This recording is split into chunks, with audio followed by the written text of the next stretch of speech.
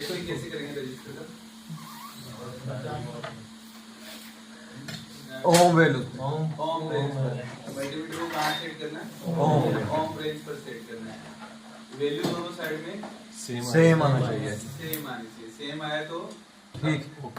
एलवीआर होगा कि HBR ये डिसाइड कर सकते हैं।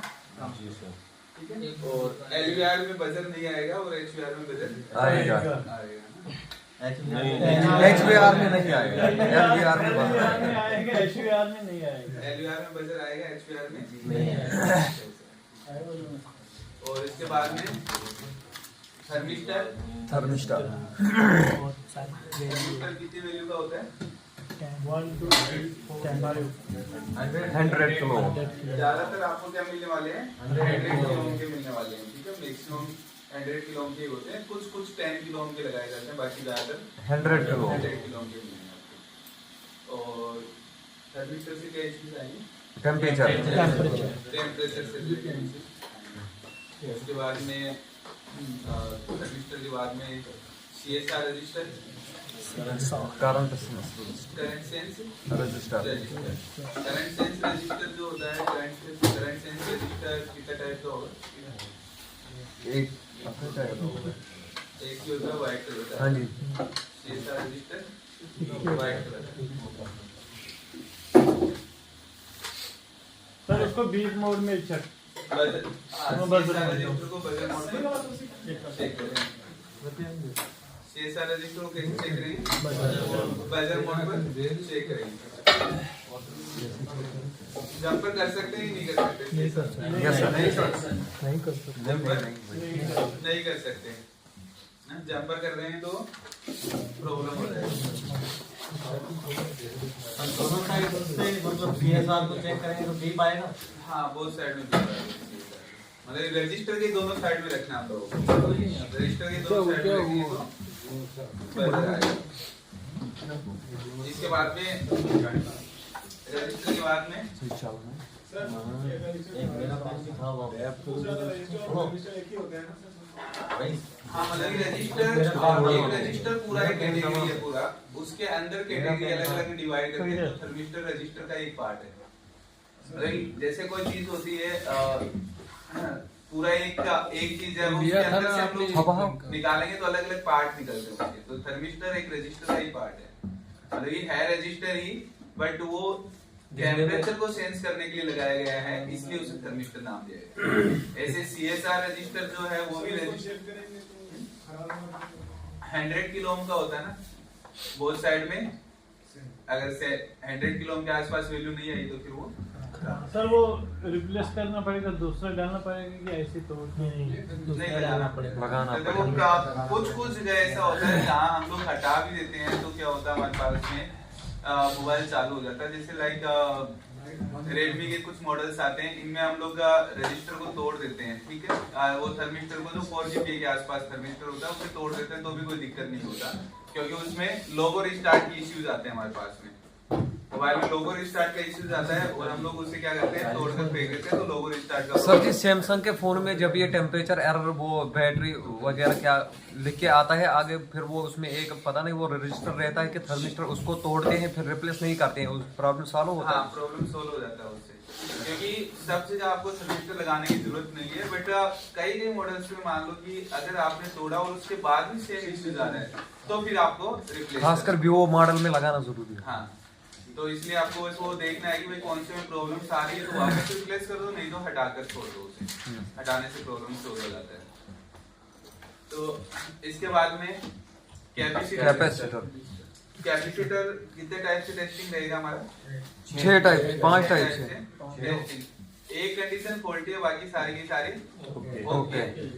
एक कंडीशन जो डाउटफुल थी वो याद रखनी है, क्योंकि आप बहुत सारी जगह पर उसमें फंस जाते हैं। क्योंकि हम लोग देखते हैं कि कहीं पर बजर आ रहा है दोनों तरफ, बट वो ओके है। ठीक है। तो इसलिए हमें डायोड वैल्यू चेक करनी पड़ेगी। और डायोड वैल्यू हमें पता है कहाँ पर मिलेगा डायोड वैल्यू। सॉफ्टवेयर में कल हम लोगों ने पूरा सॉफ्टवेयर क्लास किया, उसमें पता चल गया कि डायोड वैल्यू कहाँ से चेक करना है। Yes sir. इसके बाद में कैपेसिटर को डायरेक्शन देख के लगाना है, विदाउट डायरेक्शन देखें कैपेसिटर नहीं लगा सकते, नहीं लगा सकते हैं। लगा सकते हैं। Yes sir. नॉन पोलराइज्ड होते हैं ना, नॉन पोलराइज्ड कैपेसिटर कोई भी डायरेक्शन में लगा सकते हैं। Polarized capacitor direction direction fix होता है, जो कि मोबाइल में आते नहीं है तो टेंशन। कैपेसिटर के बाद में डायोड। हमारे पास में जो रिपेयरिंग के लिए ज्यादातर डायोड आएंगे वो एक ही टाइप का आता है डायोड। हालांकि होते कितने टाइप के diode?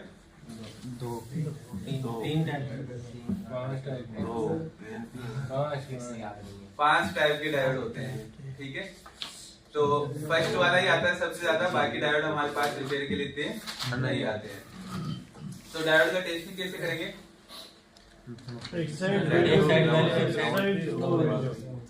One side value, one side no value. Buzzer mode पर बजर नहीं आना चाहिए। बजर आ गया तो भी वो खराब है।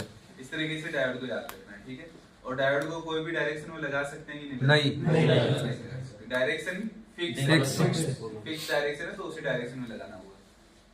इसके बाद में क्या पढ़ा था? ट्रांजिस्टर। तो वो तो हम लोग इग्नोर कर देते हैं एक बार, है ना। बाकी ट्रांजिस्टर में कितने पिन होती है? 3 पिन होता है, बेस, कलेक्टर और एमीटर। तो बेस होता है वो ऑन ऑफ का काम करता है, कलेक्टर वाली पिन से वोल्टेज आउटपुट होता है, एमीटर वाली पिन से वोल्टेज इन होता है। ये फिक्स पैटर्न पर काम करते हैं। कितने टाइप के मिलेंगे ट्रांजिस्टर? 3। ट्रांजिस्टर कितने टाइप के मिलेंगे? 2 टाइप के ट्रांजिस्टर, एक एनपीएन और एक पीएनपी ट्रांजिस्टर। एक एनपीएन होता है और एक पीएनपी ट्रांजिस्टर होता है। इसके बाद में मॉसफेट कितने टाइप के मिलेंगे? 2 टाइप की, पी चैनल और N channel. P channel MOSFET को गेट को ऑन करने के लिए कितना वोल्टेज चाहिए?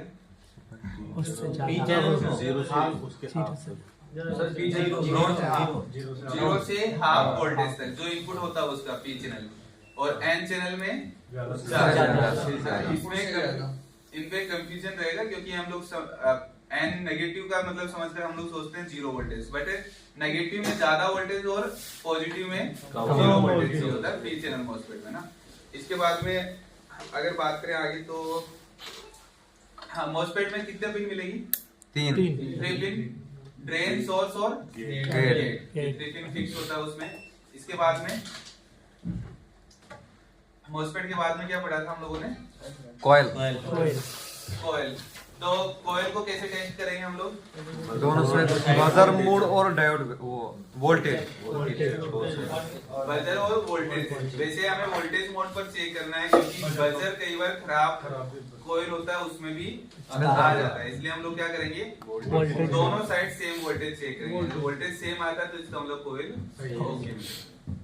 इसके बाद में कॉइल के बाद में कोई काम के इतने कंपोनेंट थे। बाहर निकाल के चेक करेंगे तो दोनों साइड से डीप आएगा। बजर से चेक होता है कोई, बोथ साइड में बजर आएगा तो सही है। बजर वोल्टेज में ही चेक करना, बट आप वोल्टेज मोड पर ही चेक करो, क्योंकि बहुत सारी जगह पर कोयल क्या होता है कि वोल्टेज ड्रॉप कर आगे भेज रहा है, और वोल्टेज अगर आगे ड्रॉप कर भेज रहा है तो उस कंडीशन में वो कोयल खराब मिलेगा आपको।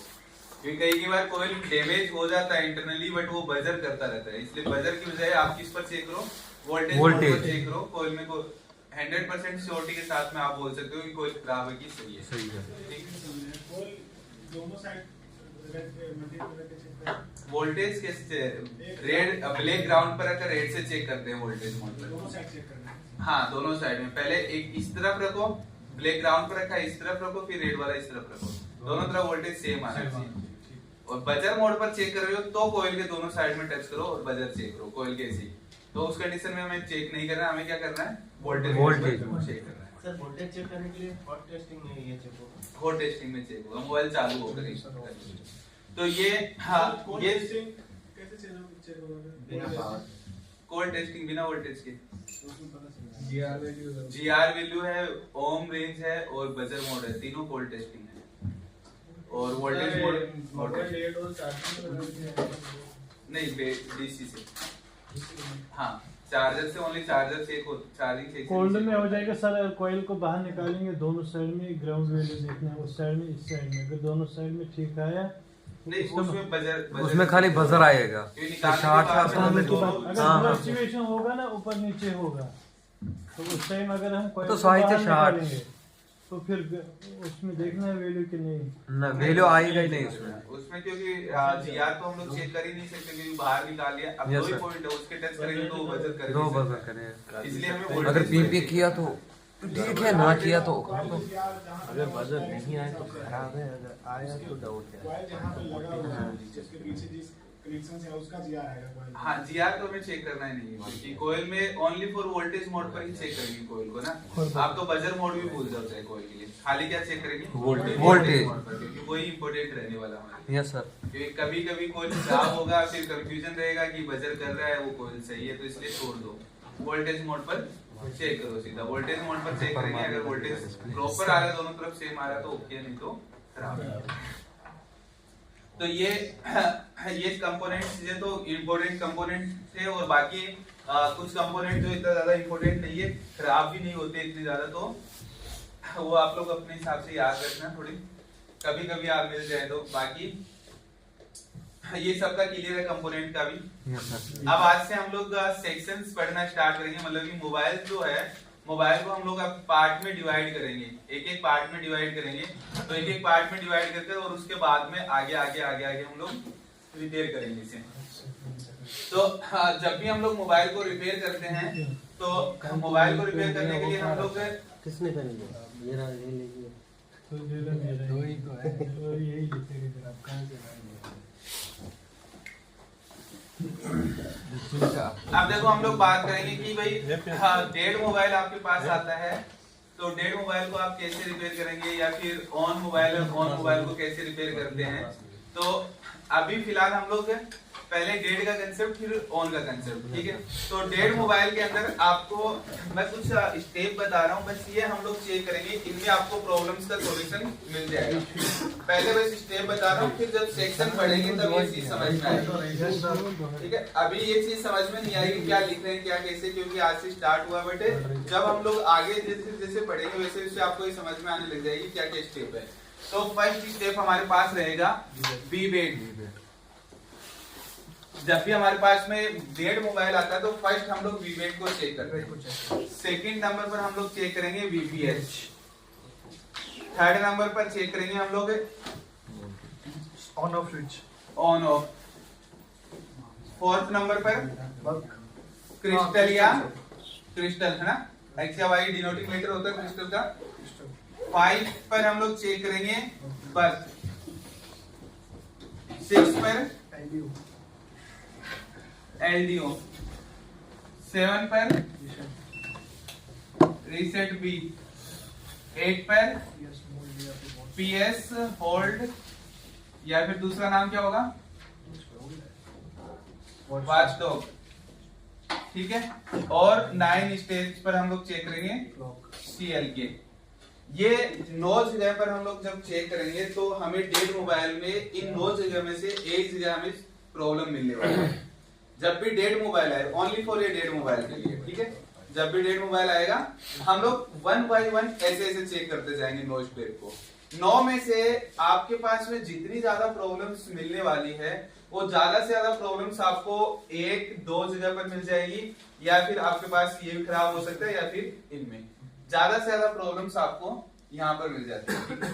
तो ये 9 स्टेप हम लोग आगे समझेंगे कि कैसे कैसे ये आपको मिलने वाली है और कहाँ कहाँ मिलेगी ये स्टेप सारी की सारी, ठीक है। अभी कुछ भी इनमें से नाम वगैरह कोई नहीं समझ में आ रहा, कोई दिक्कत नहीं है। आज इनमें से कुछ नाम तो आपको समझ में आने लग जाएंगे। 7, 8, 9 3 7, 8, 9 नहीं समझ में आ रहे, वो पावर में समझ में आ रहे, बाकी ये समझ में आ रहे। तो आज हम लोग आप देखो, जब भी हम लोग सेक्शन पढ़ रहे हैं तो हम लोग मोबाइल के अकॉर्डिंग बिल्कुल भी नहीं चलने वाले, क्योंकि मोबाइल से कोई लेना देना ही नहीं है। मोबाइल क्या है, मोबाइल एक, अगर मॉडल की बात करें हम लोग, तो मॉडल क्या है, हमारे कपड़े की तरह चेंजेस होते रहते हैं, ठीक है। कपड़े क्या होते हैं, चेंजेस होते रहते हैं, बट इंटरनली जो इंसान है उसको समझ जाएंगे तो कपड़ों को देखकर कुछ भी नहीं समझना पड़ेगा। तो क्या है, हम लोग आईसी को समझेंगे। मोबाइल जब भी डिजाइन होता है, मोबाइल बनता है तो पहले आईसी बनती है। अब आईसी ने ऐसा डिजाइन कर दिया कि भाई मैं इतने नंबर पिन पर इनपुट होगा, इतने नंबर पिन पर इनेबल मिलेगा, इतने नंबर पिन से आउटपुट होगा, ये पिन ग्राउंड की होगी इसकी।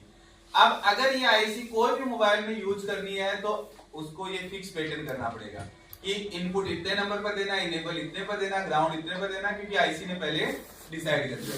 तो अगर आईसी समझ में आएगी तो इसका मतलब कि वो आईसी कोई भी मोबाइल में लगी हो वो पैटर्न बिल्कुल सेम मिलेगा, वो चेंजेस बिल्कुल भी नहीं हो सकता।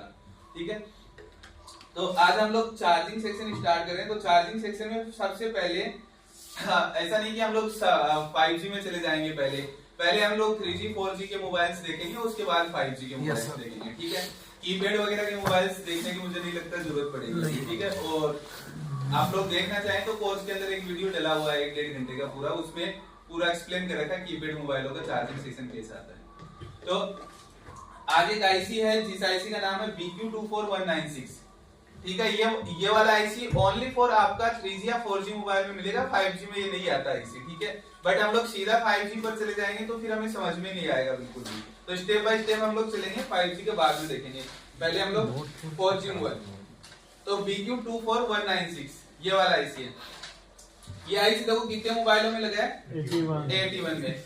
ये कम या ज्यादा भी हो सकती है गिनती, क्योंकि कुछ डेटा इनके पास हो सकता है इन्होंने गलत लिख दिया हो, कुछ डेटा इन्होंने कलेक्ट नहीं किया हो, तो कम ज्यादा भी हो सकती है, कोई दिक्कत नहीं है। ठीक है, तो यहाँ पर हम लोग देखेंगे ये सब मोबाइलों में ये आईसी लगा हुआ मिलेगा आपको। ठीक है, तो पहले हम लोग यहाँ पर स्टार्ट करते हैं, कोई भी एक मॉडल ले लेते हैं जिस मॉडल में हम लोग इसे समझे। और समझने से पहले हम लोग क्या करेंगे, इसकी पिंस को पूरा प्रॉपर समझेंगे।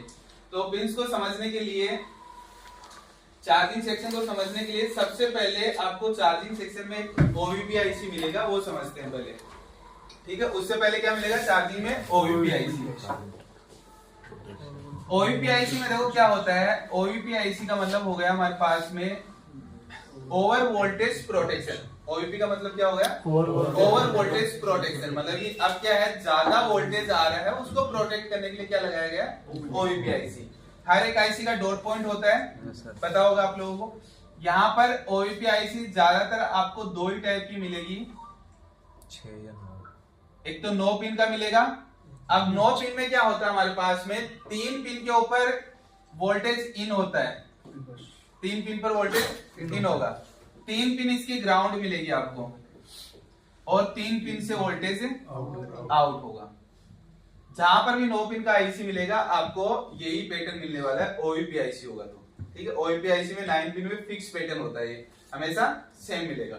अब देखो क्या होता है हमारे पास में कि ये आईसी मान लो खराब हो गई, अब ये आईसी खराब है, तो अब आपके पास में एक प्रॉब्लम आने वाला है कि चेंज करना आईसी और मार्केट में मिल नहीं रहा आईसी, तो फिर हम लोग क्या करें। तो कोई भी 9 पिन का आईसी हो आप बाईपास कर सकते हैं। हर एक वोल्टेज की लाइन में आपको हमेशा कैपेसिटर देखने को मिलेगा। कोई भी वोल्टेज की लाइन हो, हर एक वोल्टेज की लाइन में क्या मिलने वाला है, कैपेसिटर मिलता है। अब ये आईसी अगर खराब है तो इस कैपेसिटर से यहाँ एक जंपर वायर उठाकर लगा दो। ये आईसी आपका खराब है तो इसे निकाल कर फेंक दो, यहाँ से यहाँ जंपर लगा दो, आपका चालू हो जाएगा मोबाइल, चार्जिंग होने लग जाएगा। अगर ये 9 पिन का OVP आईसी खराब है तो अब कैसे चेक करेंगे, क्योंकि इस साइड में इसके V बस आता है और V बस में आपको 5 वोल्टेज मिलेगा। तो इस कैपेसिटर पर यहाँ पर 5 वोल्टेज चेक करेंगे और यहाँ पर 5 वोल्टेज चेक करेंगे। यहाँ पर आ रहा है बट यहाँ पर, तो इसका मतलब क्या है, खराब है। तो क्या करेंगे, इसे निकाल देंगे। अब इतना बड़ा जंपर नहीं लगाना, तो इसको आईसी को हटाकर इन दोनों पिनों को आपस में जोड़, ऐसे जोड़ दो आपस में, बस ये भी एक ही बात है। यहाँ से यहाँ जोड़ा, यहाँ से यहाँ जोड़ा, बात तो एक से। तो आप जैसा चाहे वैसे लगा सकते हैं। ठीक है, तो कोई भी 9 पिन का OVP आईसी हो, हर एक 9 पिन के OVP आईसी को बाईपास किया जा सकता, कोई भी 9 पिन का OVP आईसी। ठीक है, ये नहीं है कि इस मॉडल में लगा है, इस मॉडल में ये वाला लगा है, इस मॉडल में ये, कोई भी नाम हो उसके ऊपर 9 पिन का होना चाहिए, बस 9 पिन का है तो सिंपली बाईपास करेंगे, कोई दिक्कत नहीं। ठीक है, इसके बाद में दूसरा हमारे पास में OVP आईसी जो मिलेगा आपको 12 पिन का OVP आईसी मिलेगा। ये 2 OVP आईसी ज्यादातर मिलेंगे आपको।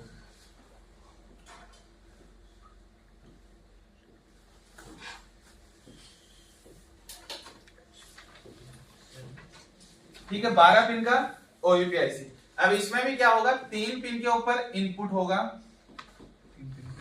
3 पिन से आउटपुट होगा।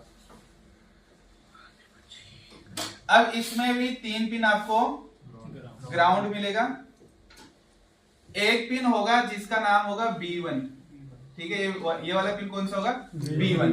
अब ये 2 पिन मैंने छोड़ा आपको। 2 पिन क्या होता है, बहुत सारे मॉडल में तो 2 पिन भी ग्राउंड मिलेगा आपका, और कुछ कुछ मॉडल में यहाँ पर एक डिवाइडर सर्किट बनाया जाएगा। रजिस्टर डिवाइडर सर्किट याद है, रजिस्टर डिवाइडर सर्किट बनाकर इन पिन को जोड़ा जाएगा।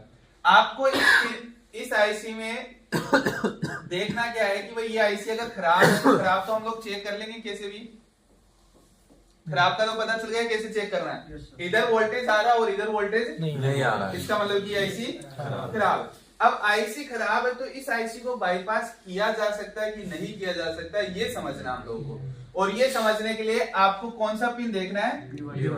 अगर ये पिन NC है, मतलब कि नॉन कनेक्टेड है, तो इस आईसी को बाईपास किया जा सकता है। और ये वाला पिन NC नहीं है तो इस आईसी को बाईपास नहीं करेंगे तो कुछ न कुछ इश्यूज आएंगे चार्जिंग में, ठीक है, चार्जिंग में कोई एरर शो करेगा। तो इसलिए कौन सी पिन देखोगे 12 पिन में B1, बाकी कुछ भी मतलब नहीं है, बाकी कुछ भी लगाओ कोई भी मतलब नहीं है। ओनली फॉर कौन सा पिन देखना है B1। अगर NC है तो बाईपास कर दो, NC नहीं है तो आपको 12 पिन का OUP यहाँ पर लगाना पड़ेगा, ठीक है। तो 9 पिन का और 12 पिन का 2 OUP आईसी आपको मोबाइल में मैक्सिमम से मैक्सिमम में यही मिलेगी। और इनमें 9 पिन वाला तो क्लियर है सबका, जंपर कर सकते हैं। और 12 पिन वाले में क्या देखना है B1। अगर ये B1 पिन NC है तो कर सकते हैं और NC नहीं है तो नहीं। तो ये क्लियर हुआ इस चीज का। अब हमारे पास में देखो मोबाइल जब भी हम लोग रिपेयर करते हैं तो मोबाइल रिपेयर करते टाइम देखो कुछ इस टाइप से आपको मोबाइल मिलेगा खोलने के बाद में ना। तो यहाँ पर नीचे सब बोर्ड होता है, सब बोर्ड से मेन बोर्ड तक एक फ्लेक्स आता है। देखो सब बोर्ड भी आप चेंज कर सकते हो, या फिर सब बोर्ड में ज्यादातर क्या पिन प्रॉब्लम आता है चार्जिंग पिन से रिलेटेड, तो चार्जिंग पिन भी रिप्लेस कर सकते हैं, ठीक है। यहाँ से यहाँ तक का फ्लेक्स भी खराब होता है तो भी वो चेंज कर सकते हैं, या फिर जंपर जोड़कर भी बना सकते हैं।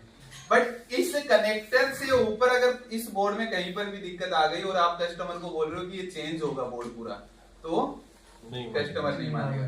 कस्टमर इसके लिए मान जाएगा, इसको बोलोगे कि ये सब बोर्ड तुम्हारा खराब है रिप्लेस होगा, वो मान जाएगा।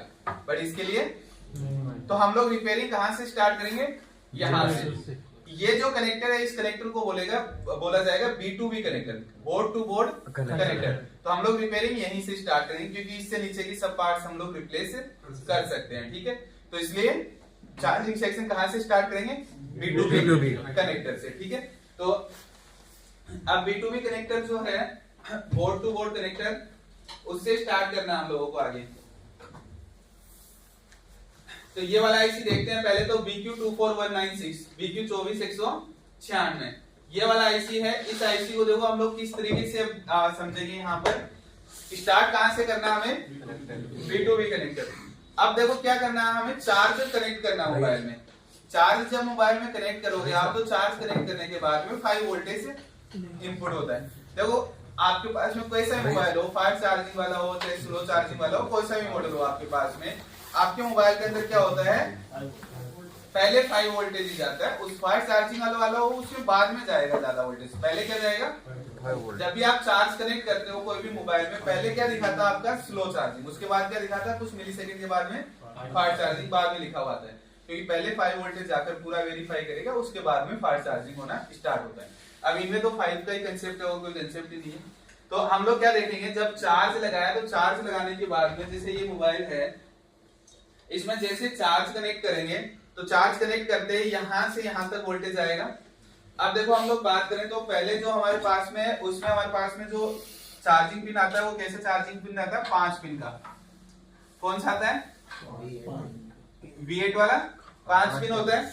5 पिन में हमारे पास में क्या होता है, एक पिन तो हमारे पास में V-बस का होगा। एक पिन कौन सा होगा, मान लीजिए ये V-बस है, तो इसके जस्ट अपोजिट साइड में क्या मिलेगा आपको, ग्राउंड। बीच में 3 पिन मिलेगी। 3 में क्या रहेगा आपके पास में, DP, DM और ID, ठीक है। ये 5 पिन आपको इसमें मिलती है, ठीक है। यही पिन आपको जो टाइप सी उसमें भी मिलेगी और टाइप सी में कुछ पिन आगे बढ़ेगी। अब इनमें देखो 5 पिन में क्या होता है, ये V-बस वाला 5 वोल्टेज के लिए यूज किया जाता है, ये वाला ग्राउंड के लिए। अब मोस्टली क्या करते हैं हम लोग, इस V-बस को फॉलो करते रहते हैं और ये चेक करते रहते हैं कि 5 वोल्टेज गया कि नहीं गया। 5 वोल्टेज सब जगह जा रहा है, सब कुछ ओके है। फिर भी क्या हो रहा है, चार्जिंग नहीं हो रहा। तो चार्जिंग अगर बिल्कुल भी नहीं हो रहा, कुछ भी नहीं हो रहा, तो आपको क्या देखना है, यहाँ पर आईडी लाइन को चेक करना है। आईडी लाइन जो होता है, आईडी लाइन का मतलब आइडेंटिफिकेशन। जब तक आईडी लाइन बताएगा नहीं कि चार्ज लगा है मोबाइल, जब तक ये 5 वोल्टेज जाता रहे कोई भी फर्क नहीं पड़ने वाला है। ठीक है, जिस भी मोबाइल में आईडी लाइन मिसिंग होगा उस मोबाइल में चार्जिंग नहीं होगा। तो सबसे पहला काम कौन सा लाइन चेक करना है आपको, आईडी लाइन चेक करना है, आइडेंटिफिकेशन। ये लाइन बताता है कि कंप्यूटर से कनेक्ट हुआ है, कि चार्जर कनेक्ट हुआ, फास्ट चार्जिंग कनेक्ट हुआ, कि स्लो चार्जर कनेक्ट हुआ, कौन सा टाइप का आपका चार्जर कनेक्ट हुआ है, सब कुछ बताने का काम किसका, आईडी लाइन का। तो आईडी लाइन अगर काम नहीं किया तो वीबस को फॉलो करने की कोई जरूरत नहीं है, चाहे उसमें वोल्टेज आए चाहे नहीं आए, बट आपका चार्जिंग नहीं होगा। तो सबसे पहला कौन सा लाइन चेक करेंगे, आईडी। इसके बाद में डी प्लस डी माइनस। अभी डी प्लस डी माइनस जो होते हैं वैसे तो आपका डाटा ट्रांसफरिंग के लिए होते हैं, इसके लिए होंगे डाटा ट्रांसफरिंग, मतलब कि आप कंप्यूटर से मोबाइल को कनेक्ट कर जो भी डेटा लेते हैं डालते हैं वो सब किससे होता है, डी प्लस और डी माइनस लाइन से। बट कुछ मोबाइल फास्ट चार्जिंग वाले होते हैं, उन मोबाइलों में D plus D minus missing होने से भी आपका मोबाइल स्लो चार्जिंग करता है। ठीक है, बट इन मोबाइलों में दिक्कत नहीं है। तो क्या करेंगे, आईडी लाइन चेक करना है, डी प्लस और डी माइनस का लाइन चेक करना है। ग्राउंड तो खराब होगा ही नहीं, होगा तो ग्राउंड को कहीं से भी जंपर मार सकते हैं। और फिर क्या चेक करेंगे, वीबस। ठीक है, तो ये आईडी लाइन और ये क्या करना, आपको जीआर के थ्रू चेक कर सकते हैं। डाटा प्लस डाटा माइनस भी जीआर के थ्रू चेक कर सकते हैं। और अगर आप वोल्टेज चेक करते हैं तो वोल्टेज 0.5 से लेकर 2.5 के बीच में मिलेगा इसमें, वो मोबाइल के अकॉर्डिंग मिलता है, कम या ज्यादा। तो 0.5 से लेकर 2.5 के बीच में वोल्टेज चेक करना है। ठीक है, तो ये समझ में आया इतना। अब यहाँ से अब हम लोग क्या करेंगे, इन तीनों लाइनों को मैं छोड़ रहा हूँ क्योंकि इन तीनों लाइनों को इसलिए आप फॉलो कर सकते हैं और प्रॉब्लम भी बहुत कम मिलती है इन तीनों लाइनों में। हम लोग किसको फॉलो करेंगे, वीबस को। तो ये वीबस जो है, वीबस जैसे चार्ज लगाया, चार्ज लगाने के बाद में हमारे पास में B2B कनेक्टर पर पहुंचा, तो ये B2B कनेक्टर हमारे पास में। अब B2B कनेक्टर से हम लोग स्टार्ट करेंगे। तो B2B कनेक्टर पर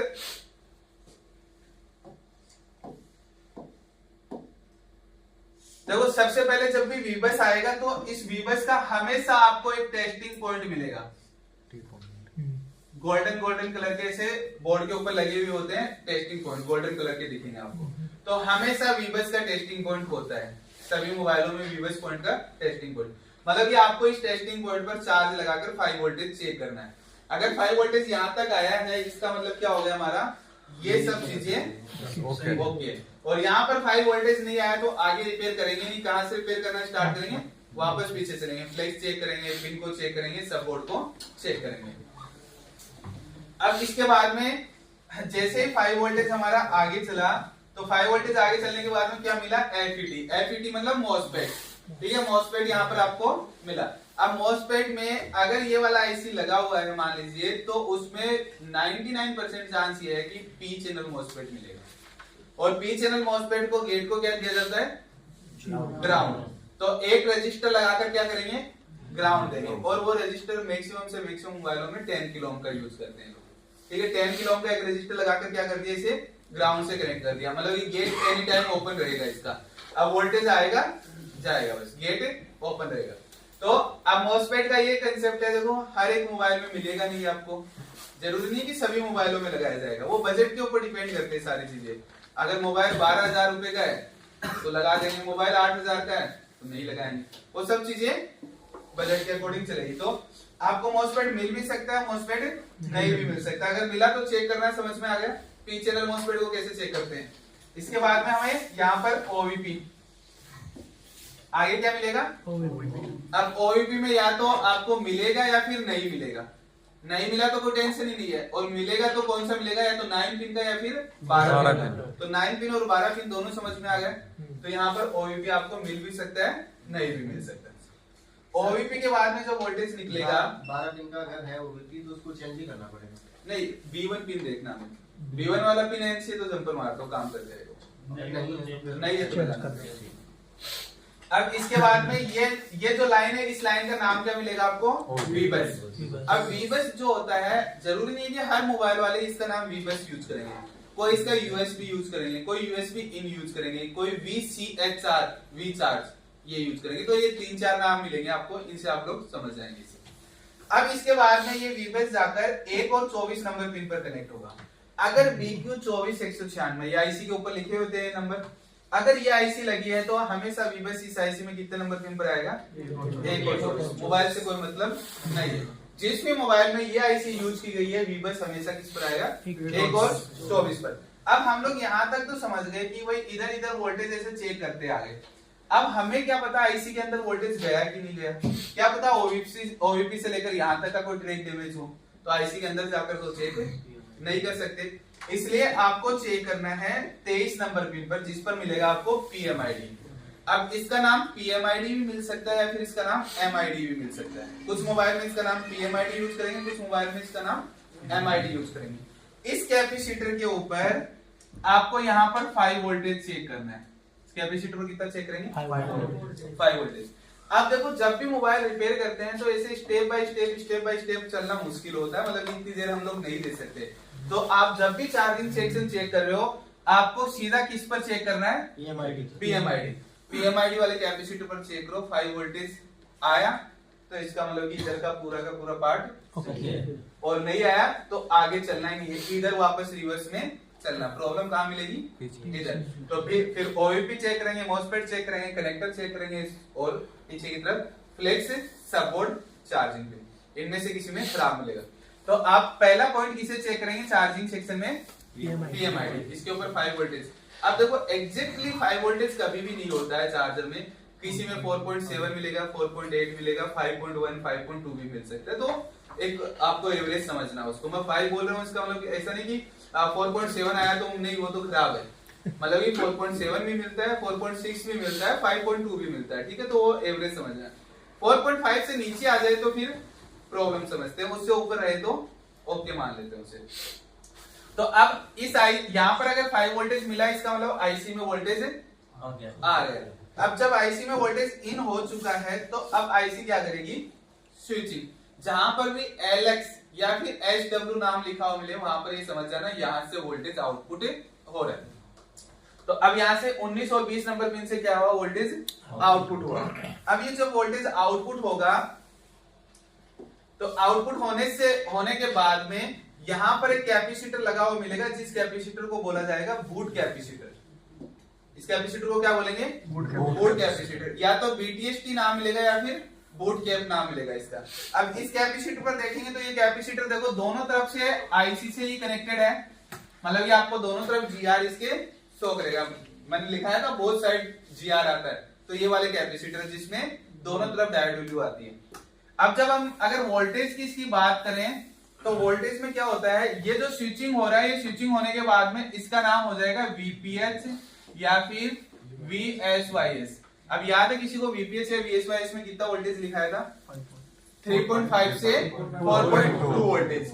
तो यहाँ पर ये वोल्टेज, इसका मतलब क्या हुआ कि यहाँ पर भी इस कैपेसिटर पर इस सिरे पर क्या मिलेगा आपको? 3.5 से 4.2 वोल्टेज मिलेगा। अब क्या है देखो, आपने जब चार्जर कनेक्ट कर रखा है इस पर, तब तो इधर क्या होगा? डबल वोल्टेज हो जाएगा, इसका डबल, VPH का क्या हो जाएगा? डबल। और जब आपने चार्जर नहीं लगा रखा है इस पर तो दोनों तरफ सेम वोल्टेज। इस बूट कैपेसिटर पर क्या चेक करना है?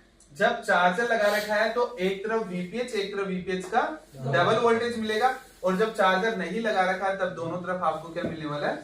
सेम वोल्टेज मिलने वाला है। तो ये चेक कर सकते हैं। मोस्टली 99% चार्जिंग आईसीयू में बूट कैपेसिटर यूज किया जाता है। कोई इक्की दुक्की चार्जिंग आईसी ऐसी जिसमें बूट कैपेसिटर यूज नहीं किया जाता। तो बूट कैपेसिटर पर हर एक चार्जिंग आईसी में सेम कंसेप्ट आपको मिलने वाला है। ये समझ में आया यहाँ तक का? बूट कैपेसिटर तक का वोल्टेज चेक कर सकते हैं यहाँ तक का। अब इसके बाद में जब ये वोल्टेज आगे निकला तो निकलने के बाद में ये वोल्टेज पूरे मदरबोर्ड में जाएगा, ठीक है। पूरे मदरबोर्ड में बहुत सारी जगह जाएगा, बट हम लोग अभी खाली चार्जिंग सेक्शन पढ़ रहे हैं तो हम लोग आगे नहीं जाएंगे अभी, ठीक है। ये वाला वोल्टेज वापस से चार्जिंग आईसी में आता है और कितने नंबर पिन पर आ रहा है? 15 और 16 नंबर पिन पर।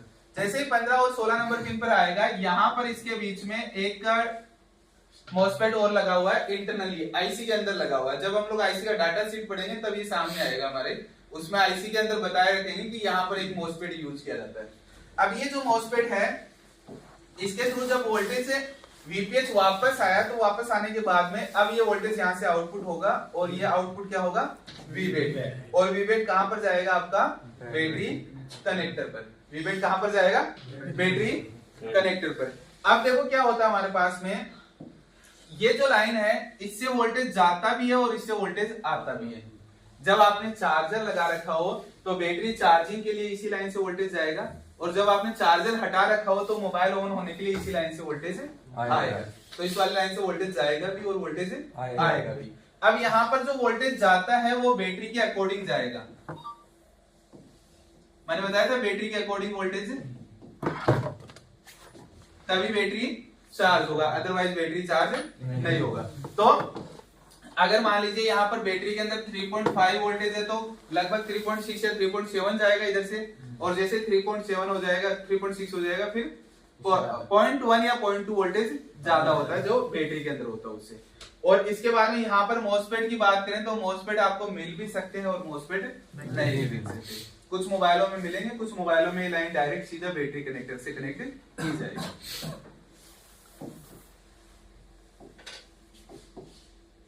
इसके बाद में आगे हम लोग बात करें तो ये हमारा बैटरी कनेक्टर पर चला गया वोल्टेज, यहां तक का क्लियर है सब लोगों का। इसके बाद में 22 नंबर पिन है, यहां से एक रीजन वोल्टेज आउटपुट होगा, ठीक है। क्या नाम मिलेगा इसका, REGEN, रीजन वोल्टेज, ठीक है। ये वोल्टेज क्या, इस लाइन के अंदर आपको वोल्टेज मिलता है 4.7। कितना वोल्टेज मिलेगा, 4.7। इस रीजन वोल्टेज में 4.7 वोल्टेज मिलता है।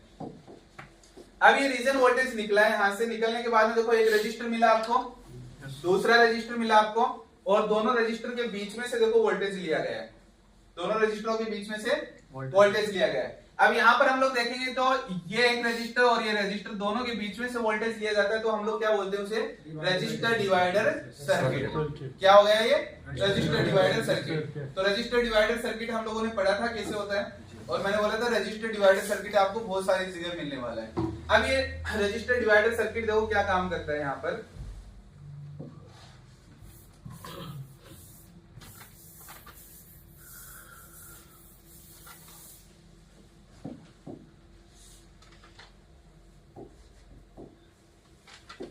यहां से देखो ये लाइन निकली और इस लाइन का नाम क्या हो गया, टेम्परेचर। और टेम्परेचर का मतलब आप लोग समझते हैं।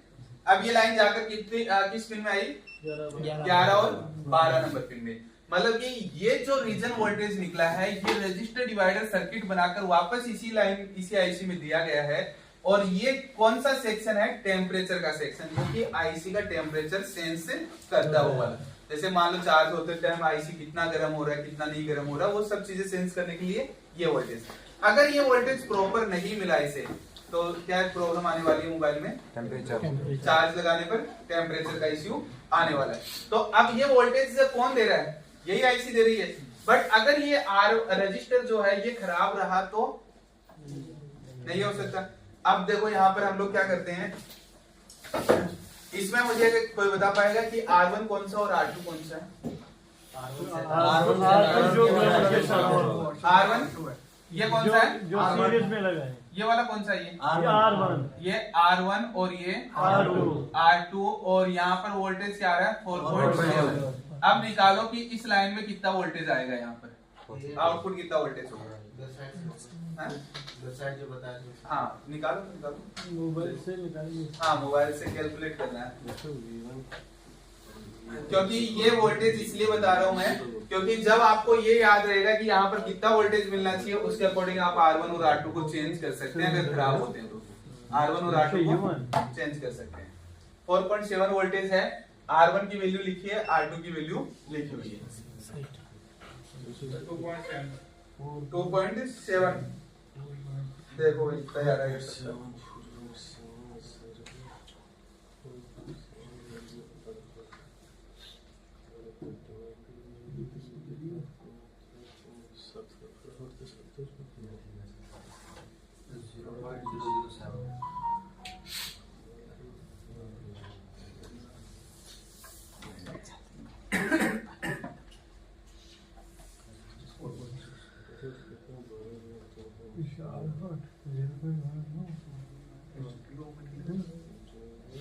किलो हो almost 4.3 सर, 4.3 4.6 4.6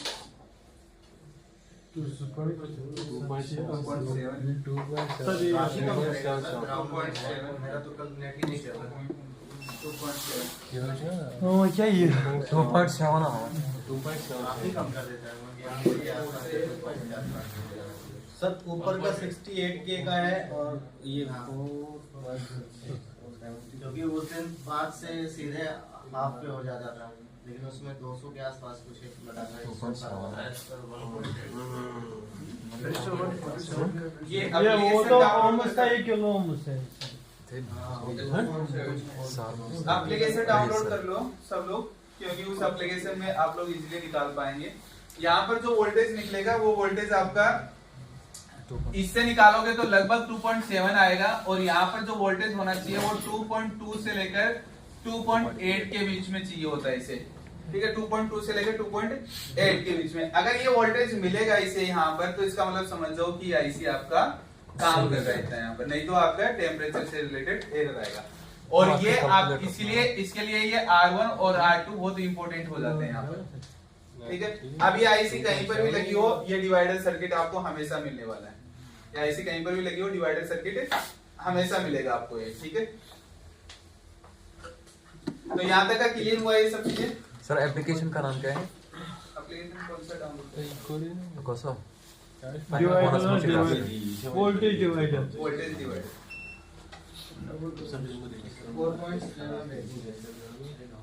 हाँ एक चीज पूछना था, कैलकुलेटर है ना जिसमें वोल्टेज इनपुट यहाँ कैलकुलेटर करने के लिए दिए हैं, तो यहाँ पे एक जो रजिस्टर 1 रजिस्टर 2 पे वो दोनों डालेंगे, एक उसके ऊपर भी एक ऑप्शन देता है, तो उस पे क्या डालेंगे? वोल्टेज इन वाला ऑप्शन, वोल्टेज इन वाला वोल्टेज इन वाला 4.7 बताया ना। वो तो मीटर से चेक होगा ना वहाँ पे कितना वोल्टेज आ रहा है। हाँ पर मैं बता रहा हूँ ना आप लोग को, लगभग इतना फिक्स रहता है इनका वोल्टेज, ठीक है। आईसीयू का सबका फिक्स होता है वोल्टेज, तो उसका थोड़ी आपको। चलिए चलो आगे देखते हैं हम लोग। यहाँ पर इतना क्लियर हुआ है यहाँ तक की लाइनें सबकी, ये लाइन कैसे कैसे काम कर रही है। इसके बाद में नेक्स्ट हम लोग आगे देखेंगे, तो इसके बाद में हम लोग यहाँ से देखते हैं पिन नंबर 2 से स्टार्ट करते हैं, ठीक है। इतना इंपॉर्टेंट है पार्ट देख लिया। पिन नंबर 2 देखते हैं। सर वहाँ पर मुझे कंफ्यूज है, ये जो कैपेसिटर है ना, कौन सा? हाँ ये है, इस पे दोनों साइड वैल्यू आएगा, ये हाँ, और ये दोनों तरफ आईसी से कनेक्टेड है, ग्राउंड से कनेक्ट नहीं है, इसलिए जीआर भी दोनों तरफ आएगा।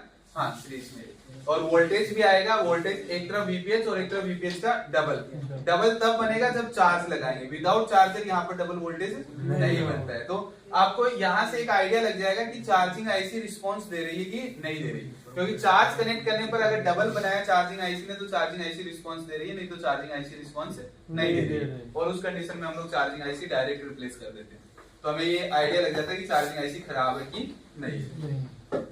अब पिन नंबर 2 देखते हैं। तो पिन नंबर 2 पर देखेंगे हम लोग, तो देखो यहाँ पर है पीएससीएल।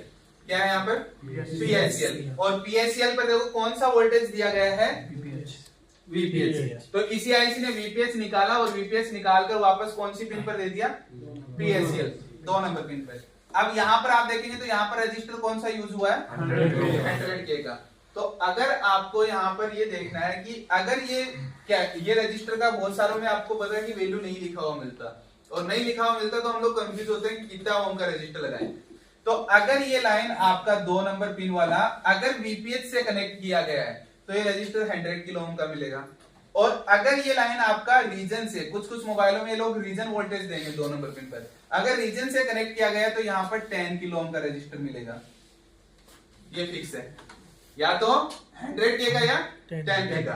अगर वीपीएच आ रहा है तो 100K का मानो, और रीजन वोल्टेज, ये रीजन वोल्टेज घूमकर आ रहा है तो क्या मानेंगे? 10 किलो ओम का मानेंगे रजिस्टर, ठीक है। ये फिक्स है। कुछ मोबाइलों में रीजन देंगे, कुछ मोबाइलों में वीपीएच देंगे। इसके बाद में नेक्स्ट 3 और 4 नंबर पिन। 3 और 4 नंबर पिन आपको बहुत कम मोबाइलों में यूज होती हुई मिलेगी, नहीं तो ज्यादातर मोबाइल में एनसी मिलेगी। तो यहाँ पर हम लोग देखेंगे तो 3 नंबर पिन क्या है? पीजी। पीजी मतलब पावर गुड होता है। पावर गुड मतलब कि इस आईसी ने अपना पूरा काम अच्छे से किया है कि नहीं किया, ये इंफॉर्मेशन कोई दूसरी आईसी को देनी है तो ये लाइन यूज की जाएगी, नहीं तो ये लाइन एनसी छोड़ी जाएगी। STAT स्टार्ट, ये आईसी कब स्टार्ट हो रही है, कैसे काम कर रही है, ये इंफॉर्मेशन किसी दूसरी आईसी को देना है तो ये लाइन यूज की जाएगी, नहीं तो ये लाइन भी एनसी छोड़ी जाएगी। तो ज्यादातर मोबाइल में आप देखेंगे एक लाइन तो आपको एनसी मिलेगा ही मिलेगा, और बहुत सारे मोबाइलों में दोनों लाइन एनसी मिलने वाला है। ठीक है, तो दोनों लाइन का समझ में आ गया, एनसी मिलेगा या फिर यूज हुआ हो तो कोई आईसी से कनेक्ट किया जाएगा, वो हम लोग देख सकते हैं, उसमें हर एक मोबाइल में यूज नहीं किया जाता।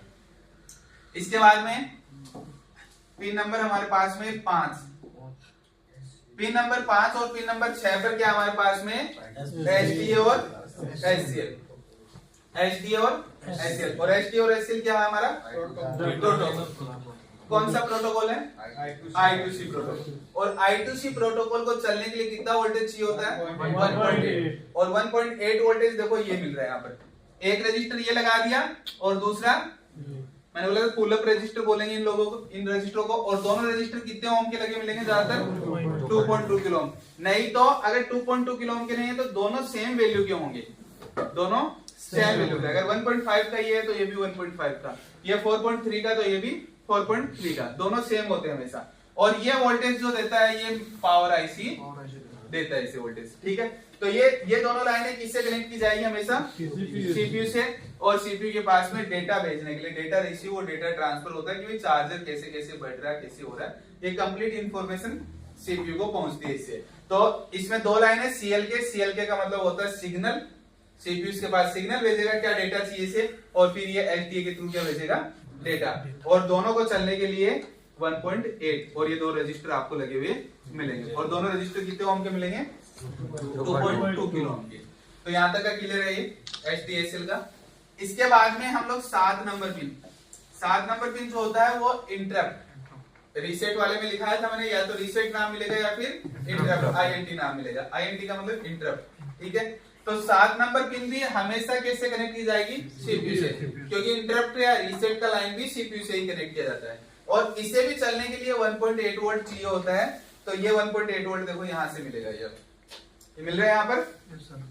अब यहाँ पर इंटरप्ट की लाइन में जो भी रजिस्टर आपको लगा हुआ मिलेगा वो रजिस्टर हमेशा 10 किलो ओम का फिक्स है। इंटरप्ट की लाइन में मोबाइल में कभी भी आपको एक रजिस्टर मिला तो उसे क्या समझ लेना, वो चाहे कोई भी मोबाइल हो वो 10 किलो ओम का ही होगा, चाहे लिखा है चाहे नहीं लिखा, कोई टेंशन नहीं है। इंटरप्ट की लाइन में हमेशा क्या मिलने वाला आपको 10 किलो ओम का रजिस्टर, अगर उसके थ्रू 1.8 वोल्ट दिया गया है तो 10 किलो ओम के रजिस्टर के थ्रू ही 1.8 वोल्ट दिया जाएगा। इतना क्लियर है। इसके बाद में 8 नंबर पिन होता है ओटीजी, और ओटीजी में क्या दिया जाएगा वीपीएच। अब वही सेम पैटर्न हो गया यहाँ पर भी, अगर वीपीएच आया इसमें तो 100 किलो ओम का रजिस्टर, और अगर इसमें रीजन आया तो 10 किलो ओम का, अगर वीपीएच आया तो 100 किलो ओम का और रीजन दिया गया तो, अब कुछ मोबाइल वाले इसमें वीपीएच देंगे, कुछ मोबाइल वाले इसमें रीजन देंगे, तो जिसमें रीजन दिया गया उसमें समझ जाना वो रजिस्टर 10 किलो ओम का है यहाँ पर, और जिसमें वीपीएच दिया गया है वो रजिस्टर 100 किलो ओम का है, क्योंकि बहुत सारे मोबाइलों में स्कीमेटिक नहीं मिलता, और नहीं मिलता तो हम लोग कंफ्यूज रहते हैं कि यहाँ पर कौन सा रजिस्टर लगा है, वो खराब हो गया तो कैसे पता चलेगा कौन सा है, तो इसलिए ओटीजी में ये मिलेगा ऐसा। इसके बाद में 9 नंबर पिन है सी। 9 नंबर पिन क्या है, सी, चार्ज इनेबल। सी का मतलब क्या हो गया, चार्ज इनेबल, तो ये चार्जिंग को इनेबल देने के लिए काम दे रहा है। अब यहाँ पर सी का लाइन में आपको 4 पैटर्न मिलने वाले हैं। सी की लाइन में कितने पैटर्न मिलेंगे, 4। देखो फर्स्ट तो एक चीज फिक्स रखो माइंड में,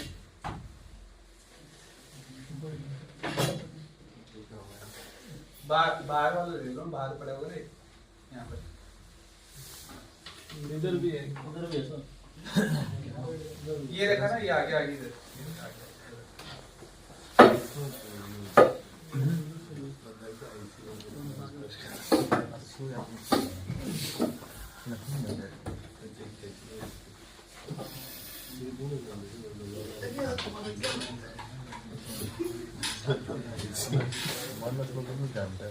बदलो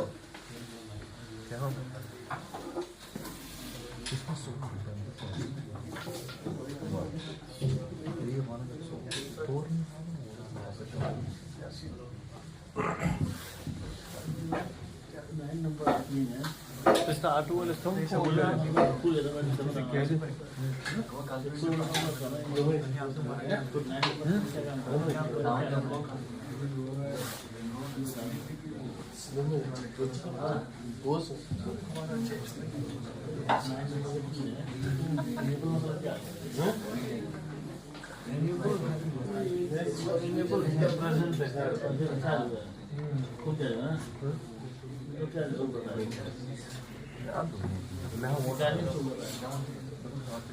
सी है ये कहाँ सी है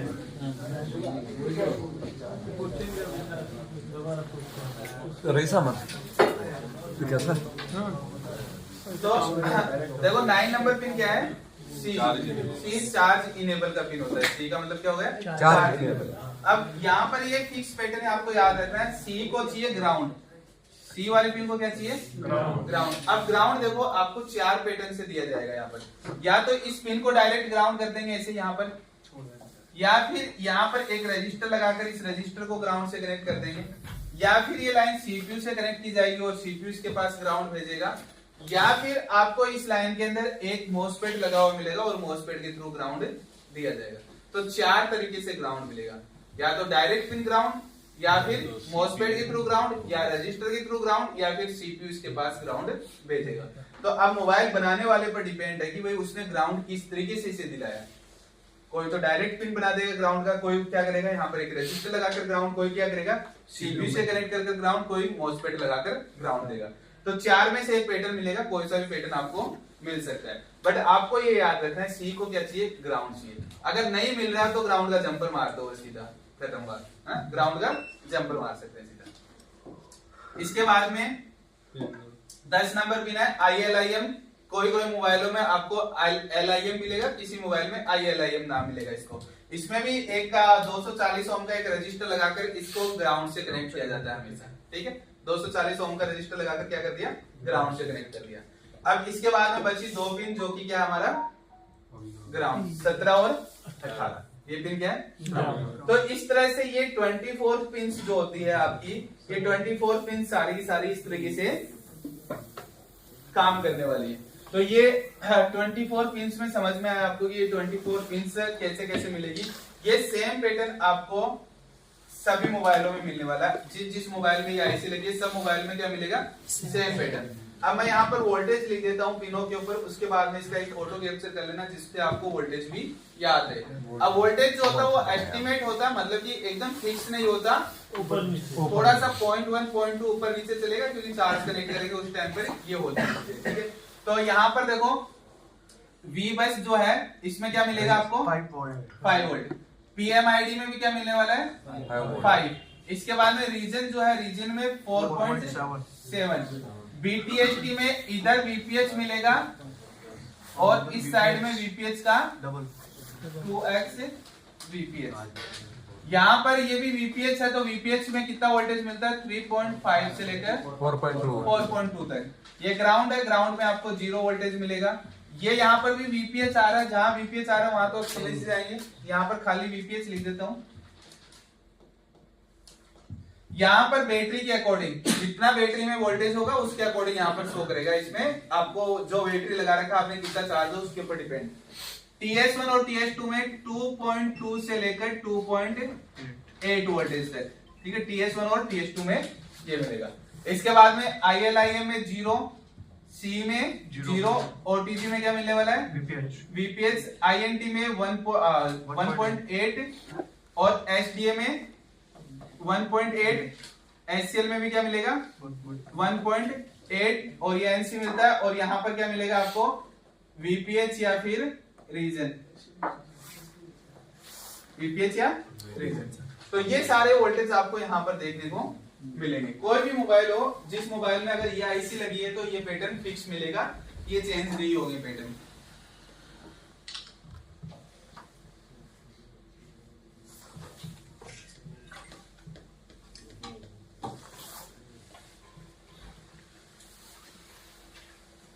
सर अगर इस पे कुछ थोड़ा एक्सपेरिमेंट हो जाएगा, अगर ये वोल्टेज नहीं आएगा तो उसको कौन सी प्रॉब्लम होती है? वोल्टेज अब अगर इस लाइन पे किसी लाइन पे ये वोल्टेज नहीं मिलेगा तो उस वक्त कौन सी चार्ज में दिक्कत आएगी। कोई भी लाइन में, जैसे मैंने बताया कि लाइनों में किसी लाइन में अगर वोल्टेज, जैसे ओटीजी है, ओटीसी को छोड़ देना, क्योंकि ओटीसी क्या है, आपका ओटीसी के लिए काम देगा, ठीक है। बट बाकी कोई लाइन में अगर वोल्टेज मिसिंग मिलता है आपको, तो फिर आपको चार्जिंग में इसमें इश्यू आएगा, चार्जिंग नहीं होगा मोबाइल, ठीक है। सब तरह तरह के इशू हो जाते हैं, एक ही तरह के ही नहीं एक तरह की नहीं आएंगे, क्योंकि क्या होता है देखो, हर मोबाइल वाले प्रॉब्लम सेम है, बट उनका लिखने का तरीका अलग है। लिखने के लिए वो कुछ भी लिखेंगे, अलग अलग लिखेंगे। सर जी वो VQIC में एक फॉल्ट रहता है, बिना चार्जर के वो चार्जिंग शो होता है डिस्प्ले पे, वो किस में इशू रहता है? बिना चार्जर लगाए वो शो करता है डिस्प्ले के चार्जिंग बिना चार्जर लगाए, इनमें से मोस्टली प्रोटोकॉल में ज्यादातर दिक्कत देखने को मिलती है बहुत बार, प्रोटोकॉल की वजह से, या फिर कोई पर्टिकुलर मॉडल में आपके पास आया हो कोई मॉडल। नहीं, वो Redmi A1 का खासकर न्यू वाला देख लेंगे उससे एक बार, अभी खोलेंगे तब देख लेंगे ना। नहीं, क्योंकि IC भी यही लगी हुई ना उसमें। अगर बैटरी का जो लाइन है ये इसमें वीवस की लाइन में शॉर्ट होगा तो ऑटोमेटिक चार्जिंग शो करेगा ना। अगर ऐसा होगा तो नहीं, शॉर्टिंग होने पर तो 0 वोल्टेज होगा। नहीं, ये दोनों अगर आपस में जुड़ेंगे तो ऐसा हो सकता है। फिर कहाँ दिखाएगा चार्ज? चार्जिंग कई बार कुछ लोग ऐसा भी कर देते हैं, ये जो होती है ना इन लाइनों को, इधर जंपर मारते हैं ना, इधर जंपर मारने के बाद में भी आपका चार्जिंग में कुछ न कुछ दिक्कत आता है। बट जंपर पता क्यों मारा जाता है यहाँ पर, क्योंकि आप लोगों के पास में ऐसा कोई प्रॉब्लम आया होगा, जैसे मोबाइल को यूज करते करते बंद हो जाता है कभी, जैसे यूट्यूब खोला बंद हो गया, कोई एप्लीकेशन खोला बंद हो गया, मोबाइल ऐसे चल रहा है, और जब आपने चार्जर लगा रखा है, चार्ज लगाने के बाद में प्रॉब्लम चलता रहता है, विदाउट चार्जर मोबाइल बंद हो जाता है कभी भी।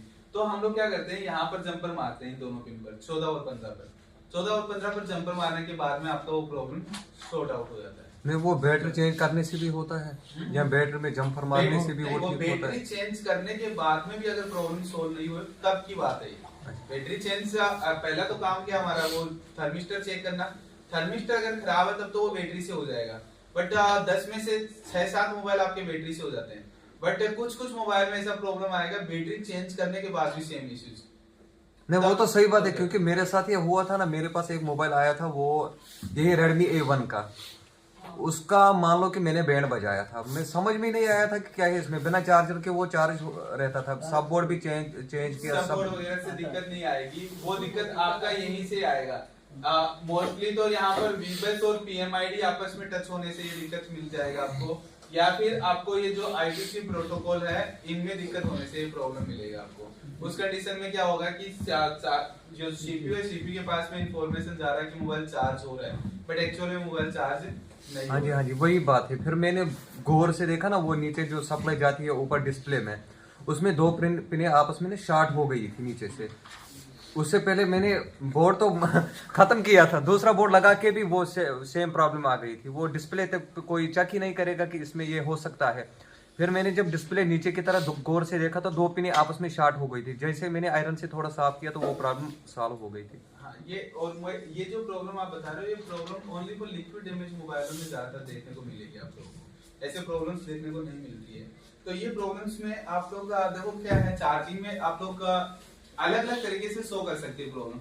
आप लोग कुछ लाइनों को चेक करें, पहला तो DP, DM, ID, इन तीनों लाइनों को चेक करें, ये टच नहीं हो रही हो आपस में, ये टच होने के बाद भी इश्यू आ सकता है। वीबस चेक करें और प्रोटोकॉल चेक करें, ये कुछ लाइनें हैं, इन लाइनों में से कहीं से ये प्रॉब्लम देखने को मिलेगी आपको, ठीक है।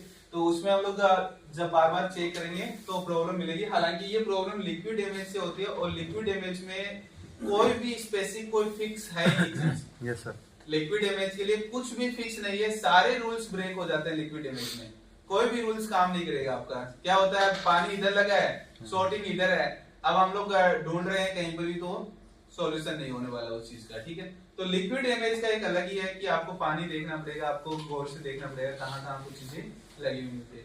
तो कोई पिन अगर आपस में टच हो रही हो तो ये दिक्कतें देखने को मिलेगी। हालांकि ये दिक्कत तो बहुत कम आपको पास आएगी, लिक्विड इमेज वाली इतनी नहीं आती। लिक्विड इमेज में ज्यादातर आपके पास डेड ही आएगा मोबाइल, शॉर्टिंग हो जाता है लिक्विड इमेज के कारण, तो ये ज्यादातर प्रॉब्लम्स देखने को मिलेगी। नहीं, जिन फोन में ये IC लगी रहती है लगभग तो वही प्रॉब्लम रहता है, क्योंकि वो फिर दिमाग खराब कर। अब मुझे समझ में आया क्या करना है, लेकिन अब जो फ्रेशर है उनको थोड़ी पता चलेगा क्या नहीं करना है। इससे पहले तो मैं वो जैसे मैंने वो सॉल्व किया, वो डिस्प्ले वो देखा उसका सब, अब जो मेरे पास आते थे पहले मैं वही चेक करता हूँ कि ये सही है कि नहीं है, वो होते हैं अब ठीक। लेकिन एक आया था मेरे पास फ्रेश बोर्ड, वो तो डेड ही कर दिया मैंने उसका, तो फिर मैंने मदरबोर्ड ही चेंज किया, उससे भी प्रॉब्लम सॉल्व नहीं हुई थी। फिर मुझे समझ में आया कि ये नीचे ही कहीं पे दिक्कत है। ये आपका B2B कनेक्टर पर देखो या फिर सब बोर्ड पर देख लो, आपको कहीं भी टीवी टच दिखेगी वहां पर अपने आप। B2B कनेक्टर वाली या सब बोर्ड वाली, तो वो क्लीन करते हैं तो 9AB में ये प्रॉब्लम रहती है। 9 जिन में लगभग ये ऐसी रहती है उनमें ये होता है, ऑटो चार्जिंग करनी। ऑटो चार्जिंग बिना चार्जर के। तो हाँ सर ये अगर शॉर्ट हो जाती है आईसी और बंद हो गया फोन, फिर अपन ये चेंज भी कर लेते हैं फिर भी फोन चालू नहीं होता है, तो क्या सीन हो सकता है? हाँ, ये स्पेसिफिक ये चीज वो हो गई कि हम लोगों ने पूरा चेंज कर दिया, बट हम लोगों ने चेक नहीं किया किधर से प्रॉब्लम। नहीं गर्म हो रहा है ये, गर्म हो रहा है बट चेंज करने के बाद गर्म नहीं हो रही। गर्म हो रहा है बट गर्म होने के कारण क्या है कि भाई किसने इसे शॉर्ट किया है, पहली बात तो ये। तो इसलिए चार्ज आईसी जब भी चेंज करते हैं तो पहले पेड की वैल्यू चेक की जाती है कि भाई चेंज कर दिया हमने, मतलब कि मैंने हटा दिया आईसी खराब है वो, अब मैं पेड की वैल्यू चेक करूंगा अब किसने इसे शॉर्ट किया है उसकी वजह से। तो हम लोग आईसी नया लगाएंगे, आईसी हटाने के बाद चेक करना। हाँ, आईसी हटाने के बाद पेड चेक करो सारे के सारे। बट अगर आपका ये प्रॉब्लम आ रहा है तो पेड से आपको पता चलेगा किसने इसे शॉर्ट किया है, फिर वो चीज चेंज करते हैं, वो चीज को हम लोग चेक करेंगे फिर आईसी लगाएंगे, तब जाकर प्रॉब्लम सॉर्ट आउट होगी। वैसे लगा देंगे सर, फिर उसमें भी शॉर्ट कर देगा वो। बहुत सारी लाइनें होती है ऐसी जो आप लोग देखेंगे आगे तो आप लोगों को पता चलेगी ये लाइनें कि कैसे कैसे आपको देखने को मिलेगी। तो इतना ये चीज समझ में आई आप लोगों को ये, ठीक है। हम लोग अभी कोई भी जैसे आप लिक्विड इमेज का जो प्रॉब्लम्स होते हैं, लिक्विड इमेज का प्रॉब्लम आपको एक्सपीरियंस से ही पता चलेगा। लिक्विड इमेज के लिए कोई भी ऐसा नहीं है कि स्पेसिफिक ये चीज सॉल्यूशन हो जाएगा, इससे सॉल्यूशन हो जाएगा, इससे सॉल्यूशन। लिक्विड इमेज मोबाइल में पहला आते ही क्या करना है, माइक्रोस्कोप के नीचे मोबाइल को रखो, देखना है और पूरा देखो, आपको वहीं से प्रॉब्लम पता चल जाएगी कि क्या प्रॉब्लम है, ठीक है। लिक्विड इमेज में कुछ ऐसा नहीं है कि कस्टमर बोल रहा है कि यार चार्ज नहीं हो रहा, ठीक है। और मेन प्रॉब्लम पता क्या आती है, कस्टमर एक चीज और बोलता है कि ये तो मैंने दिखाया नहीं है कहीं पर, ये तो मैंने दिखाया नहीं है कहीं पर। अब बाहर से वो चीज नहीं कर सकते आप, बाहर से वो चीज नहीं पता चलती कि भाई क्या करना है क्या नहीं करना है, कैसे करना है ना। और बहुत सारे दुकानदार भी तो ऐसे ही बोलते हैं, दुकानदारों के मोबाइल आते हैं, दुकानदार भी ऐसे ही बोलते हैं, ठीक है। अभी रिसेंटली मेरे पास में केस आया जिसके अंदर क्या है, 14 आईफोन 14, ठीक है, किसी दुकानदार ने भेजा। अभी हालांकि वो दुकानदार अब बहुत बार मोबाइल को ऐसे खराब कर देते हैं और कर देते हैं, तो मैंने उससे पूछा कि मैंने कहा भाई क्या कंडीशन में, बोला फ्रेश है, कुछ भी कंडीशन में नहीं, कोई दिक्कत नहीं है, फ्रेश है बिल्कुल। अब जब मैंने बोर्ड को खोला ना तो ये बोर्ड ही दोनों अलग अलग पड़े थे। हम इसे फ्रेश बोलेंगे क्या, दोनों बोर्ड अलग अलग पड़े हैं। मैंने कहा क्या, बोला वो तो हम लोगों ने हटा कर देखा। मैंने कहा बैंड बज गई हटाने में उसकी, क्योंकि अब क्या है उनके पास में मशीन था नहीं, उन्होंने ऊपर से हीट दे देकर इसे निकाला। अब निकालते टाइम इतना ज्यादा हीट कर दिया कि कुछ आईसी तो इसमें से निकल कर ही गिर गई, आईसी नहीं है अंदर इसके, ठीक है। और अब सीपीयू का कंडीशन क्या है वो देखने के लिए टाइम नहीं मिला कि भाई क्या कंडीशन में बचा है क्या। तो ऐसी कंडीशंस में क्या होता है कि हम लोगों को पहले थोड़ा ऑब्जर्व करना रहेगा कि भाई हम लोग कैसे रिपेयर करें उस चीज को, ठीक है। क्योंकि ये चीजें क्या होता है, इनमें कुछ फिक्स रूल्स काम नहीं करेंगे, कहाँ से कर दिया, क्या प्रॉब्लम कर दिया, कैसे कर दिया, उनमें हमें पूरा का पूरा मोबाइल चेक करना पड़ेगा। तो इसमें जब भी आपके पास में ये प्रॉब्लम्स जो बता रहे हैं ये प्रॉब्लम्स आए, तो एक बार आप क्या करें, ऑब्जर्व करें पूरे के पूरे मोबाइल को, और मदरबोर्ड पर ऑब्जर्व ना करने की बजाय पहले कनेक्टरों पर ऑब्जर्व करें। ज्यादातर ये कनेक्टर्स के कारण या फिर आपका सब बोर्ड के कारण प्रॉब्लम्स मिल सकती है। आप देखो बहुत सारी चीजें होती है, हम लोग ये प्रैक्टिकली जब चीजें करते हैं ना तब आप लोगों को ये चीज पता चलती है। कई बार क्या होता है कि वो लोग बोलते हैं कि सब बोर्ड पर पानी लगा, कुछ भी जैसे मान लो कि टेम्परेचर का एरर आ रहा है सब बोर्ड के कारण। बहुत सारे मोबाइलों में सब बोर्ड में एक थर्मिस्टर लगा रहता है, उसके कारण टेम्परेचर का एरर आता है। अब वो बोलेंगे कि हमने तो सब बोर्ड भी लाकर लगा दिया मार्केट से, फिर भी टेम्परेचर का एरर आ रहा है। अब क्या इश्यू हो सकता है, अब इश्यू ये हो सकता है कि जो आप सब बोर्ड लेकर आए हो ना उसमें थर्मिस्टर है ही नहीं, लोकल वालों में तो नहीं रहता है, मार्केट वाले में थर्मिस्टर आता ही नहीं है। जब मोबाइल ने डिटेक्ट कर लिया टेम्परेचर का तो वो प्रॉब्लम शो करेगा जब तक उसे प्रॉपर थर्मिस्टर नहीं मिलेगा।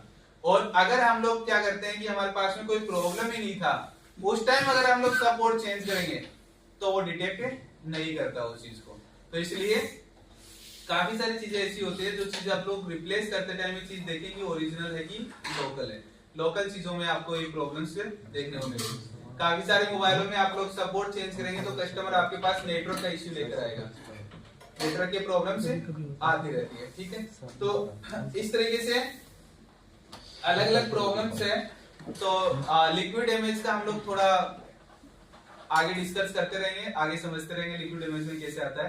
पहले हम लोग ये समझे कि भाई हमारे पास चलते चलते मोबाइल डेड हो रहा है, या फिर कस्टमर चार्ज लगाने से किससे डेड हुआ है, या फिर चार्जिंग नहीं हो रहा हो तो किस चीज से हम लोग चेक करेंगे।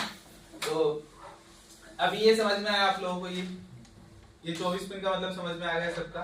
अब ये 24 की 24 पिन हम लोग किस पर देखते हैं, बोर्ड के ऊपर देखते हैं कि बोर्ड पर आपको ये 24 पिनों को किस तरीके से चेक करना रहेगा, ठीक है।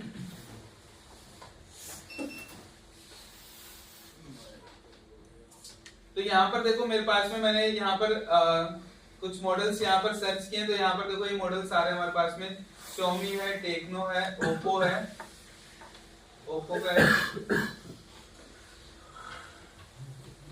लेनोवो भी है, ओप्पो का इन्फिनिक्स है, और ओप्पो S36 कोड में है स्कीमेटिक दो। अब आप कोई भी मॉडल बता दीजिए जो मॉडल हम लोग यहाँ से खोल कर देखते हैं। A1 ओप्पो है 18 भी होगा।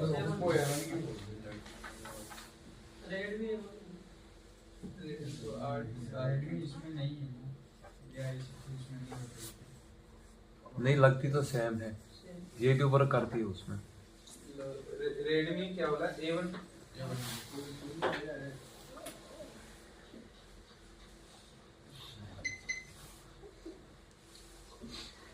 ये तो 9A में है, ये भी क्यों है? दिखा है कहीं पर A1 प्लस के नीचे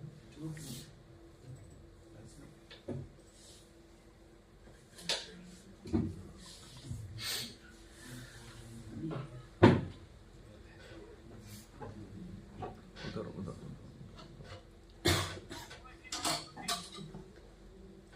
इसमें दूसरी आईसी लगी हुई लेकिन BQ भी लगती है इसमें, वो तो 9 में है, 9A में। STM 41513 ये वाला आईसी लगा। 24 पिन में कम से कम भी 12-15 आईसी आती है। 24 पिन की जो होती है 12-15 आईसी आती है। तो ऐसा नहीं है कि सबका क्या होता है, डिफरेंट काम होता है, बट हम लोग ऊपर से देखेंगे तो 24 पिन ही हम लोग को दिखाई देगा। नहीं, इसमें वो काम करती है BQ वाली, वो 9A में है, 9A में आती है। हाँ, लेकिन इसमें भी लगती है वो। हाँ, पहले हम लोग कंसेप्ट समझते हैं ना, तो आप लोगों को फिर धीरे धीरे समझ में आएगा, क्योंकि सारी हम लोग आईसियां देखेंगे तब हमें पता चलेगा कि आईसीयू में डिफरेंट क्या है। क्योंकि देखने में 24 पिन दिख रहा है, बट 24 पिन में क्या डिफरेंट है, एक पिन का 2 पिन का डिफरेंट आता है, और वो चीजें आपस में काम नहीं करेगी। जिनका 24 का 24 पिन सेम होता है वो काम करेगी आपस में, ठीक है। तो इस वाले में नहीं है। हम लोग अभी क्या करते हैं, यहाँ से कोई फिलहाल इनमें जो मॉडल बता रखे ना वो खोलेंगे पहले तो, और उसके बाद में आप जो बोलेंगे वो मॉडल खोलेंगे, ठीक है।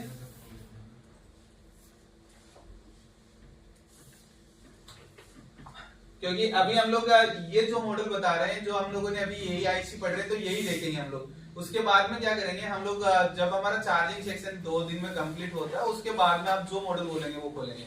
क्योंकि अब अगर हम लोग कोई भी मॉडल ओपन करने जाएंगे तो फिर उसमें दूसरी आईसी मिलेगी, फिर ये जो कंसेप्ट है ये समझ में नहीं आएगा आपको, ठीक है। तो पहले जो ये आईसी दिखाई दे रही है हम लोगों को, वो क्योंकि हमने यही आईसी पढ़ी है, और ये आईसी जिस मोबाइल में लगी है वो वाला मोबाइल हम लोग खोल कर देखते हैं, और उसके बाद में कोई भी मॉडल चलेगा, ठीक है।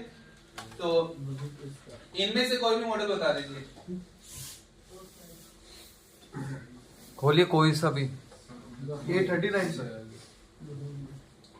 हाँ, इनमें से खोल लेते हैं, A37 में से खोल लेते हैं, ठीक है। अभी फिलहाल ओप्पो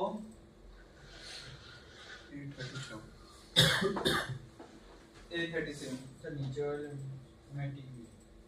तो यहाँ पर देखो, इसमें सबसे पहले हम लोग क्या करते हैं, कंपोनेंट नेम में जाकर देख लेते हैं कि ये आईसी है कि नहीं है, और आईसी है तो फिर ये आईसी कैसे काम कर रही है, ठीक है। ये देख लेते हैं पहले। तो यहाँ पर देखो आईसी तो यही लगा हुआ है BQ 2496 में। तो अब हम लोग इस मॉडल को समझते हैं। आप लोग चाहे तो जो फोटो कैप्चर किया वो मोबाइल में साथ में खोल लें, जिससे आप लोगों को ये चीज समझ में आ जाएगी कैसे कैसे वो जो हम लोगों ने पैटर्न समझा सेम पैटर्न से है कि दूसरे पैटर्न से आईसी लगाई गई है।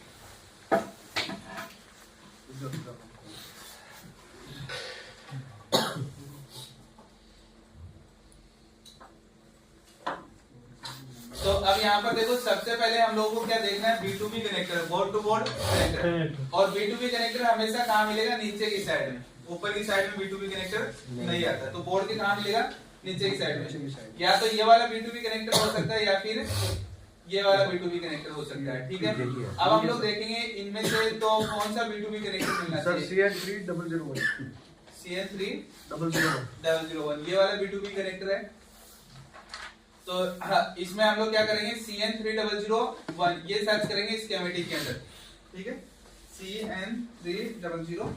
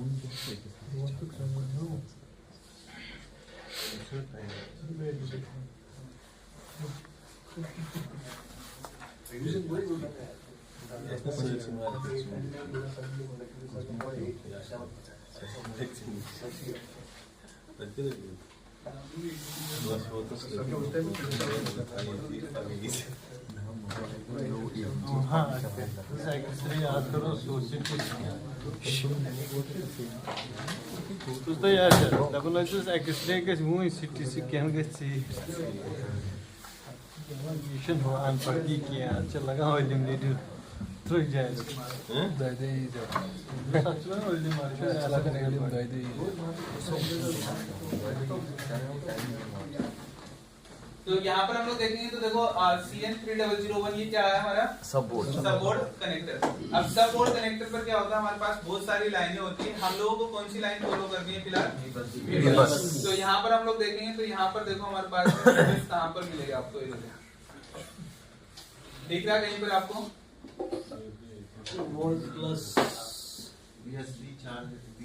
देखो VCHR, मैंने बोला था USB VCHR या फिर VBus, इनमें से कोई भी नाम आपको मिल सकता है। ये नाम आपको मिला। अब इसके अलावा हम लोग देखेंगे तो 5 पिन होती है, 5 में से ग्राउंड को छोड़ देंगे। इसके अलावा और क्या हमारे पास, देखो यहाँ पर देखो ये क्या है,